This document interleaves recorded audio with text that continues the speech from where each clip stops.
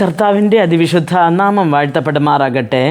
സദൃശവാക്യങ്ങളുടെ പുസ്തകം 4-ാമത്തെ അധ്യായം അതിൻ്റെ 23-ാമത്തെ വാക്യത്തിൽ നാം ഇങ്ങനെ കാണുന്നു: സകല ജാഗ്രതയോടും കൂടെ നിൻ്റെ ഹൃദയത്തെ കാത്തുകൊള്ളുക, ജീവൻ്റെ ഉത്ഭവം അതിൽ നിന്നല്ലോ ആകുന്നത് എന്ന് പറയുന്നു.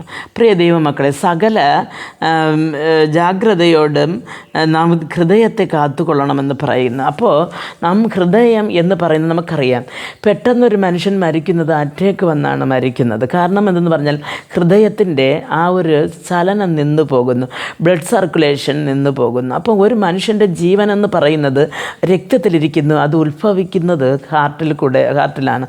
അപ്പോൾ ആ ഒരു ഹൃദയത്തെ നാം എല്ലാ കാവലോടും കാക്കണമെന്ന് പറയുന്നു. അപ്പോൾ ഹൃദയത്തിൽ നിന്ന് നമുക്ക് വരുന്നത് നല്ല ചിന്തകളും വരും, അഴുക്ക ചിന്തകളും വരും. അപ്പോൾ ആ ഒരു ഹൃദയമായ നിലത്തിൽ നാം നല്ല ചിന്തകൾ വിതയ്ക്കുകയാണെങ്കിൽ അതിൽ നിന്ന് നമ്മുടെ വായിൽ കൂടെ നല്ല വാക്കുകളും നല്ല ഫലങ്ങളും പുറപ്പെട്ടു വരും.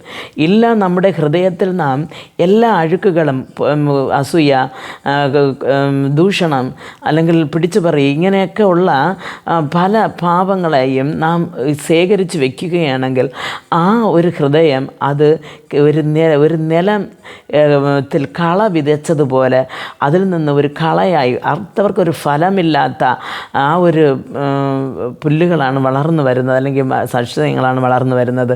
പ്രിയ ദൈവമക്കളെ, അതേപോലെ തന്നെ നമ്മുടെ നല്ല നിലമായ ഒരു ഹൃദയത്തെ എല്ലാ കാവലോടും കാക്കണമെന്ന് പറയുന്നു. നമ്മുടെ ഹൃദയത്തിലുള്ള ഹൃദയം നിറഞ്ഞു കവിയുന്നത് സംസാരിക്കുന്നു എന്ന് വചനം പറയുന്നു. ആയതുകൊണ്ട് പ്രിയ പൈതൽ, നമ്മുടെ ജീവനും മരണവും നാവിൻ്റെ അധികാരത്തിലിരിക്കുന്നു എന്ന് പറയുന്നു. അതുകൊണ്ട് ഹൃദയത്തിൽ നല്ല നിരൂപണങ്ങൾ നാം നിരൂപിക്കുകയും നമ്മുടെ വാക്കുകൊണ്ട് ദൈവത്തെ സ്തുതിക്കുകയും സ്തോത്രം ചെയ്യുകയും ദൈവത്തിൻ്റെ നല്ല പാതകളിൽ നമുക്ക് നടന്നു വരാനും നമുക്ക്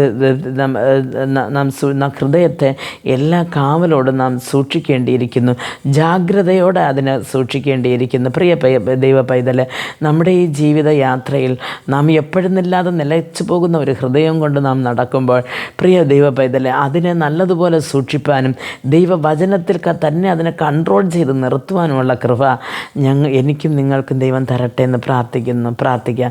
ഞങ്ങൾ അതിവാത്സല്യമായി സ്നേഹിച്ച് വഴി നടത്തുന്ന ആ സ്വർഗ്ഗസ്ഥ പിതാവേ, ദൈവമേ, സകലവിധ അഴുക്കുകളും കർത്താവെ, അഴുക്കുചാലുകളും നിറഞ്ഞ കർത്താവെ, ഒരു കൂട്ടം ജനങ്ങളും ജീവിതങ്ങളും കർത്താവെ നമ്മുടെ മുമ്പിലിരിക്കുമ്പോൾ കർത്താവെ, കർത്താവെ നിൻ്റെ വചനത്തിൽ തന്നെ സകല ജാഗ്രതയോടുകൂടെ കർത്താവെ ഞങ്ങളുടെ ഹൃദയങ്ങളെ കാത്തുകൊള്ളുവാനും അങ്ങയുടെ വചനത്തിൽ തന്നെ നമ്മുടെ ജീവനും ജീവിതവും നിലനിർത്തുവാനും ഞങ്ങൾക്ക് കൃപ നൽകണമെന്ന് പ്രാർത്ഥിക്കുന്നു. അപ്പോൾ ഈ ലോക ജീവിതത്തിൽ കർത്താവെ ഞങ്ങൾ തെറ്റിപ്പോകുവാൻ ഇടയാകരുതെന്ന് പ്രാർത്ഥിക്കുന്നു.